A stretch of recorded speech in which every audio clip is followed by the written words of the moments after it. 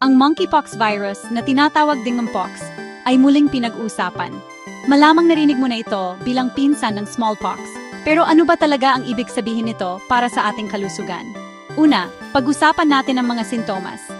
Ang pox ay karaniwang nagsisimula sa lagnat, pananakit ng ulo, pananakit ng kalamnan, at pamamaga ng mga lymph nodes na nagpaparamdam sa iyo na may malaking sakit kang darating.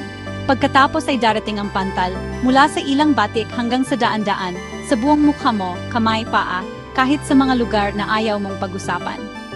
Nagiging paltos ang mga ito, pagkatapos ay nagiging langib at gumagaling pagkatapos ng ilang linggo. Para sa karamihan ng tao, hindi ito kaaya-aya, pero hindi naman delikado. Pero ito ang punto, hindi lahat ay ganoon kasuwerte. Ang mga bata, buntis, at sinumang may mahinang immune system ay maaring magkasakit ng mas malala, minsan ay humaharap pa sa mga problemang nagbabanta sa buhay. Kaya, paano ito kumakalat? Kadalasan sa pamamagitan ng malapit na kontak, balat sa balat, mukha sa mukha, o kahit paghawak ng mga bagay tulad ng tuwalya o kumot.